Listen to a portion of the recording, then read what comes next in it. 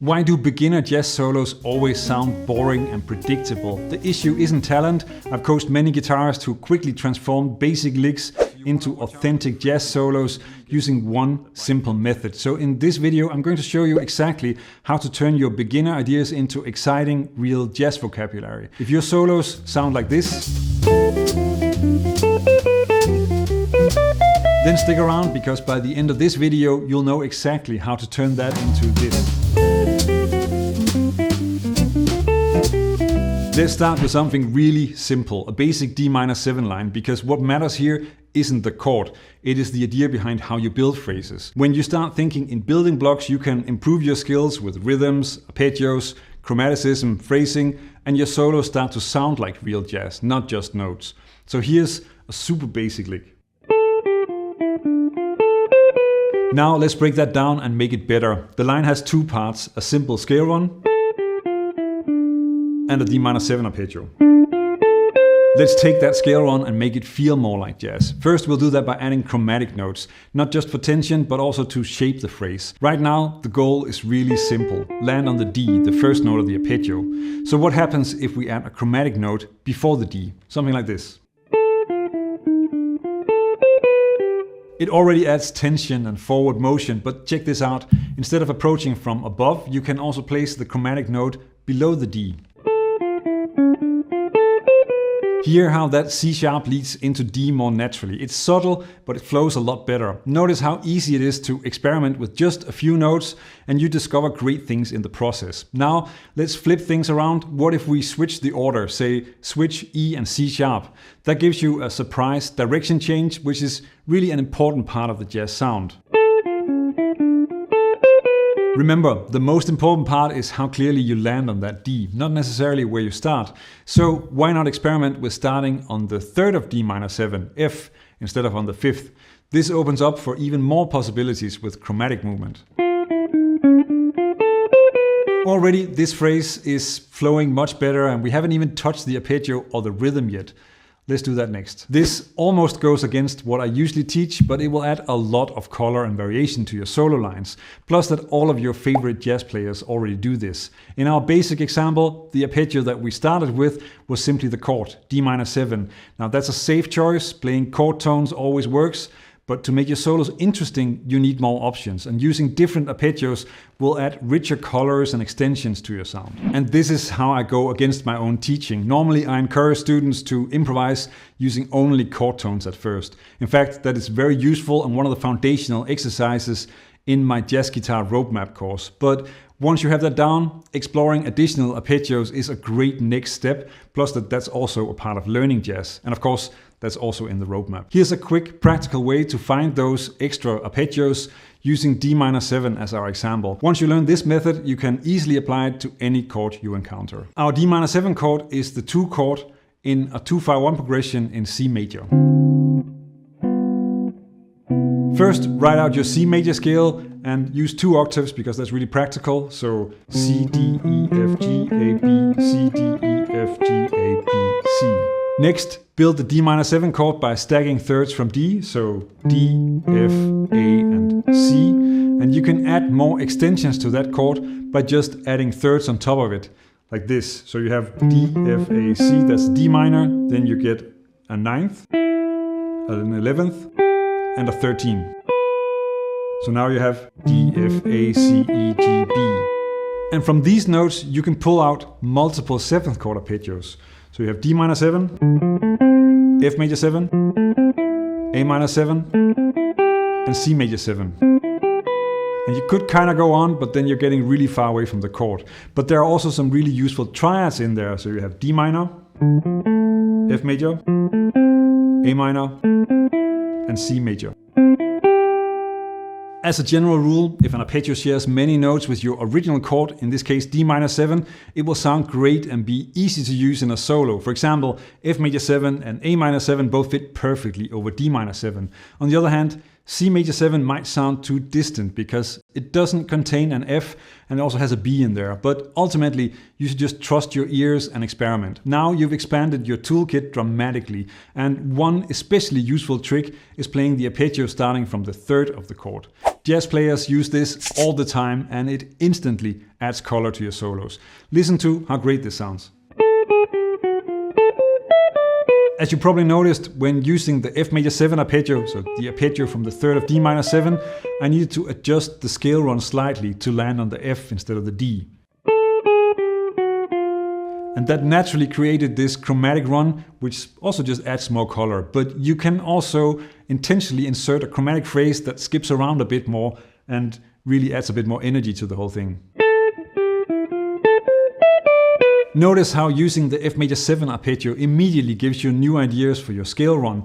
Now let's place the arpeggio at the beginning of the bar, because this makes it easier to experiment with rhythmic variations, and it also sets us up perfectly to introduce another powerful arpeggio choice, the A minor 7, built from the 5th of D minor 7. Check out how clearly this arpeggio frames the F note, which really sort of brings out the D minor 7 sound. Here I added a short descending line to smoothly transition into the G7, but you could just as easily continue with another arpeggio, something like this. At this point you're already creating richer, more interesting phrases, but now let's talk rhythm, because changing just the rhythm can make your lines sound like instant bebop. If you carefully listen to jazz legends like George Benson, Joe Pass or Wes Montgomery, you'll notice something powerful. They frequently use arpeggios as 8th note triplets to add momentum and a beautiful rhythmic flow to their lines. Let's explore 2 easy ways that you can immediately incorporate this into your playing. First, here's another simple line using our familiar F major 7 arpeggio. The first rhythmic variation is simple but incredibly effective. Turn the arpeggio into a triplet by not playing on beat 1. You should also check out the classic bebop enclosure that I used to smoothly connect D minor 7 to G7. This little phrase is everywhere in jazz. Another essential bebop rhythm trick, one you'll hear constantly, is adding a leading note before the arpeggio and then playing it as a triplet. It instantly gives your lines that authentic bebop bounce. As you can hear, rhythm is often even more important than the specific notes that you play. It can completely transform your solos. And this concept doesn't just apply to arpeggios. You can also use rhythm creatively with scale-based melody. But before we dive into that, let's quickly talk about how you can effectively practice like this and level up your lines. The biggest mistake most players make when learning these building blocks is immediately trying to use them in solos.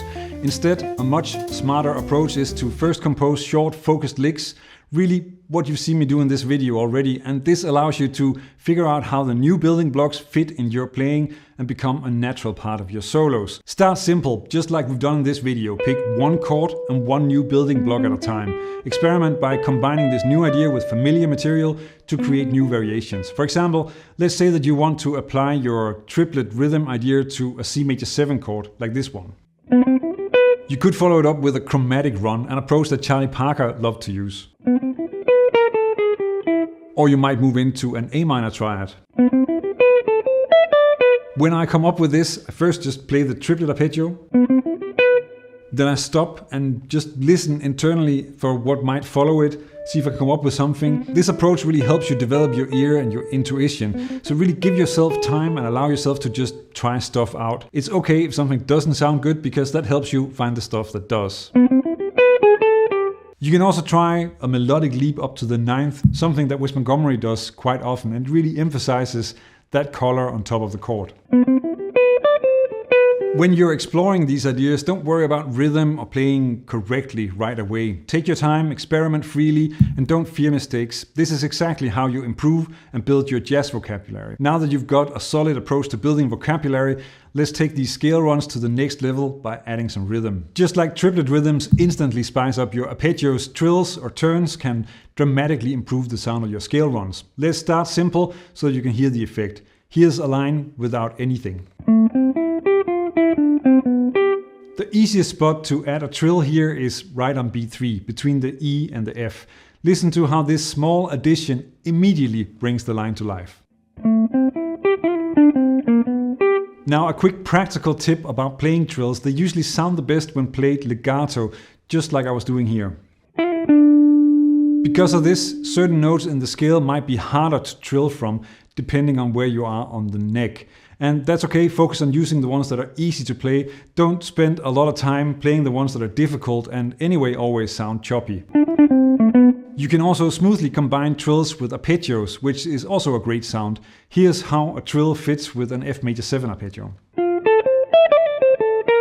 Or you can use a trill along with a chromatic note to smoothly lead into an arpeggio, creating a seamless transition and more forward motion. And there's still another powerful trick, one directly from the Charlie Parker playbook, that I'll show you next. One common pitfall that I see students run into is playing scale melodies as eighth note triplets. Doing this usually makes your solo sound less like jazz and more like an Irish jig. In jazz, triplets typically work better with arpeggios, but there's one powerful exception that's incredibly useful. Check out how I lead into the F major 7 arpeggio in this example. This short chromatic run from E to G not only adds energy with rhythm, but also creates a clear enclosure around the first note of the F major 7 arpeggio.